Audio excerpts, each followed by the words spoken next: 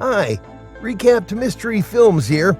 Today, I'm going to explain the 2005 German satirical morbid humor movie called Look Who's Back. Spoilers ahead. Watch out and take care. The narrative of the film begins in Berlin during World War II. The film's main character, Adolf Hitler, is shown with his so-called behavior coach, Keppel. During their talk, Hitler expresses his displeasure with the Nazi salute to him. Despite the fact the Nazi salute is no longer fashionable, he advises them to at least lift their hand in greeting. Hitler then goes on to say that he has done everything he can to expel the enemy who has vandalized their country. In the next scene, Adolf Hitler wakes up in the park, which he believes to be a forest. He gazes up to the sky and finds the enemy's firefighter jets missing, after which he assumes that they might have taken some rest. In the meantime, a football comes bouncing toward him and stops after just reaching his side. He gets frightened and gathers himself to move out of the bush to a nearby building. As he is heading out, he is then approached by three young kids who are there to get their ball back. After seeing Hitler in a pitiful condition, the children ask him if he's all right. Hitler examines them and thinks that they are the future of the nation. Meanwhile, we are introduced to Fabian Sawatzki, a TV reporter who is filming the kids playing football.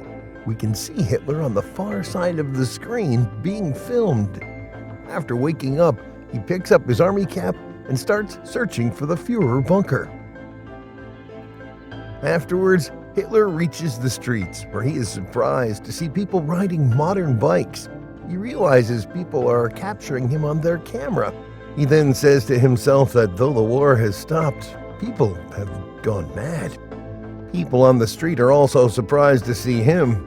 He is also amazed to see the sleek cars and feels one of them with his hand. After that, he questions himself if he was in a coma and missed the victory of the war. He finally realizes that he is not aware of all the changes that have happened in the country and says to himself to collect more information if possible. As he wanders, disoriented, through the city, he interprets modern situations and things from a wartime perspective. Everyone he meets assumes he is an actor impersonating Hitler.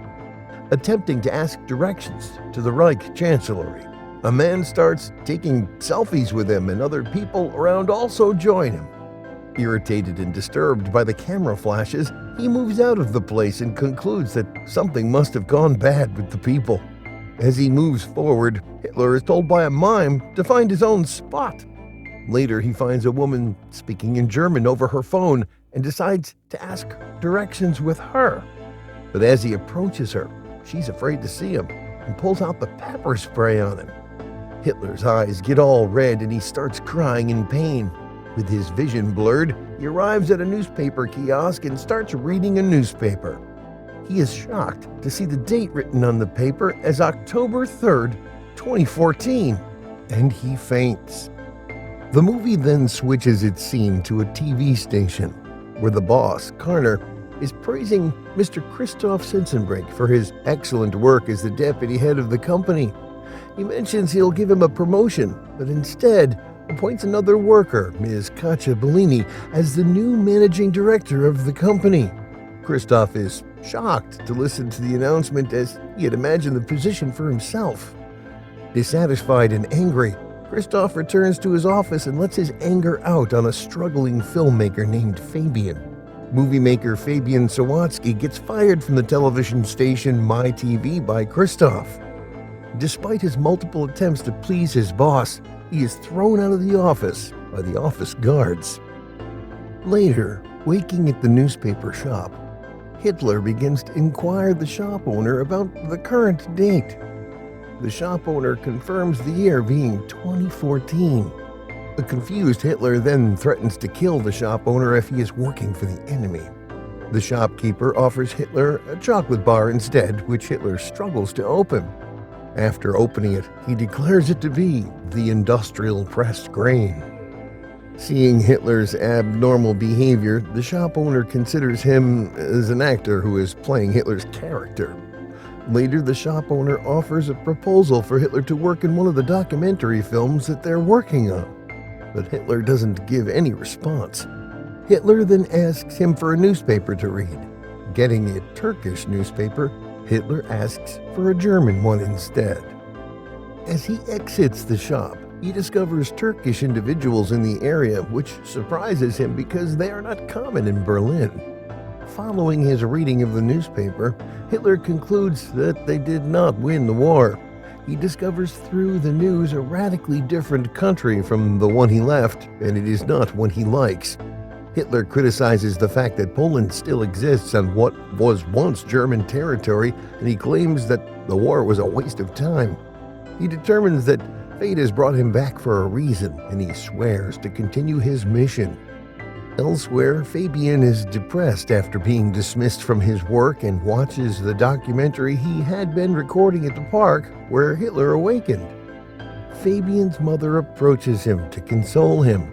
She asks him to pause the film as she notices Hitler in the background. He is taken aback when he discovers Hitler in his film, and he sets out to find him in the hopes of regaining his job. In the next scene, we see Hitler waking up at the same newspaper shop. The shop owner suggests that he should wash his clothes as they're giving off a foul odor. Hitler then heads out to do his laundry, and in the laundry shop, Hitler asks for another uniform after giving them his current uniform to wash. He tells them he cannot go out naked, but he is unable to find another uniform. Afterwards, we see Hitler wearing a yellow sweater and jeans with his army cap. As he reaches the newspaper shop, he meets with Fabian. Fabian asks him if he could make a video on modern Germany with him. Fabian proposes to travel across Germany with Hitler and film him for YouTube. Hitler agrees, and the two leave together. Fabian takes some cash from his mother and also borrows her car for the journey. The two wind up in a hotel where Hitler is charmed by the television and agrees to participate in Fabian's documentary on politics. Traveling from the North Sea coast to Bavaria, Fabian films Hitler interacting with ordinary Germans and promising to solve their problems with immigrants and guest workers. When a Bavarian tells Hitler that he will never follow him, Hitler demands his name and address, saying that it's for the first wave of arrests. The Bavarian responds that he isn't worried. After taking multiple interviews, Hitler realizes that after his departure, there has been a great impact on democracy. He finds that the thinking of people hasn't changed a lot with time, and he feels that it's the same as it used to be in the 1930s. After a while, Fabian approaches Hitler and inquires about the origins of his distinctive mustache. Hitler responds that he shaved his mustache into a form that would fit inside a gas mask easily. Fabian's idea for an animal-centered film clip ends when Hitler shoots a dog with a concealed pistol after the dog bites his finger. Fabian is outraged, but Hitler calls him a weakling and vows to make a man out of him. Afterward, Fabian runs out of money and plans to make sketches from Hitler to sell. Hitler starts making funny sketches of the people, and by doing so, they earn a sufficient amount of money to resume their trip. While their videos gain over 1 million hits, Fabian and Hitler return to Berlin. Fabian shows one of the videos with Hitler to Christoph, and he is shocked to see the views in it. The videos are so popular because of the presence of Hitler in it. Fabian introduces both Hitler and his program idea to Christoph. Christoph gets really angry at Fabian and asks him to take Hitler out of the office. In the meantime, Hitler goes to the director's office and tells her that together they will work to save Germany. The new MyTV chairman, Katja Bellini, decides to use Hitler in one of MyTV's comedies and assigns a task to Christoph to broadcast a show for Hitler. Fabian is now appointed the new kitchen man until an editorial post opens up. Before the show, Hitler learns about the internet and uses the web to prepare his return to politics. Hitler will be the star of a live comedy performance called Whoa, Dude, which Christoph plans to organize. He is still enraged that Bellini was promoted instead of him. Christoph aims to cause her problems by bringing up the topic of racism during the show. The audience at first gossips about Hitler and his appearance, but as Hitler goes on stage and starts to speak, everyone becomes silent. On air, Hitler presents his old plans for an ethnically homogeneous fascist state, and unintentionally becomes a big comedy hit. He starts speaking about poverty and unemployment and how people are ignoring it.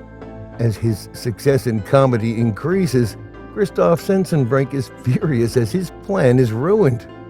Bellini then asks Christoph to broadcast Hitler in every show. He later discovers the unedited footage of Hitler shooting the dog. Christoph broadcasts the footage, ruining the burgeoning careers of Hitler, Fabian, and Bellini, and resulting in his own promotion to station chief. With the help of Bellini and Fabian, Hitler publishes an autobiographical book about his new life in the 21st century, named Look Who's Back, and it becomes a bestseller. The book became popular throughout the world. Also, without Hitler, MyTV's ratings and ad revenue dropped precipitously. The channel of Christoph is about to flop.